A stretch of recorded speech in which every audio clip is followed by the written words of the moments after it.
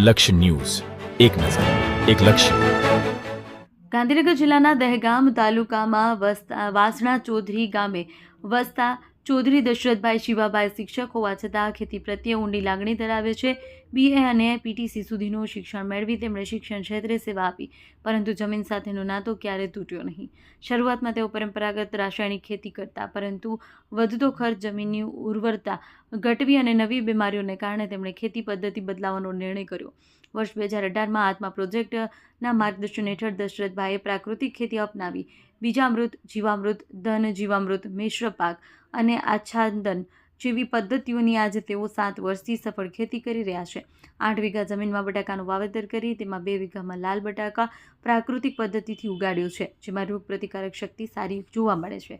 ઓછા ખર્ચે સંતુલિત ઉત્પાદનથી નફો વધ્યો છે. શિક્ષક તરીકે વિદ્યાર્થીઓને પાઠ ભણાવતા દશરથભાઈ આજે ખેડૂતોને પણ જીવનનો પાઠ શીખવી રહ્યા છે. તેઓ માને છે કે પ્રાકૃતિક કૃષિ માત્ર પદ્ધતિ નહીં, પરંતુ વિચારધારા છે. રિપોર્ટર સંજય નાયક, લક્ષ્ય ન્યૂઝ. નમસ્તે, મારું નામ ચૌધરી દશરથભાઈ શિવાભાઈ, ગામ વાસણા ચૌધરી, તાલુકો દહેગામ, જિલ્લો ગાંધીનગર. હું છેલ્લા 7 વર્ષથી પ્રાકૃતિક ખેતી કરું છું. પ્રાકૃતિક ખેતીના પહેલાં પારંપરિક ખેતી કરતા હતા, જેમાં પેસ્ટિસાઇડ્સ અને ખાતરોનો ઘણો બધો ઉપયોગ કરતા હતા. છતાં પણ નવી બીમારીઓ અને નવા પડકારો દર વર્ષે પ્રતિ વર્ષે આવતા જ જતા હતા. આ બધાનો એક સસ્ટેનેબલ ઉપાય શોધવા માટે મેં પ્રાકૃતિક ખેતીની શરૂઆત કરી. તો પ્રાકૃતિક ખેતીની શરૂઆત કર્યા પછી અત્યારે પ્રાકૃતિક ખેતીના આયામો જેમ કે જીવામૃત, ઘન જીવામૃત એનો અમે ઉપયોગ કરીએ છીએ.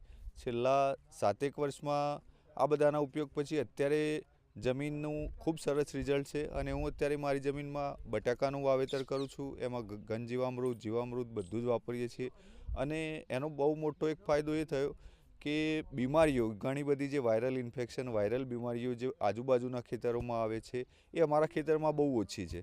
અને એના લીધે બીજી એક વસ્તુ કે અમે ફંગીસાઇડમાં ખાટી છાશ ને આ બધું વાપરીએ છીએ, એના લીધે પણ ઘણી ઓછી બીમારીઓ આવે છે. અને ઉત્પાદનની જો વાત કરીએ તો ઉત્પાદનમાં કંઈ ઝાઝો ફરક પડતો નથી. કેમિકલમાં અને પ્રાકૃતિકમાં ઉત્પાદન પણ સરખું મળી રહે છે.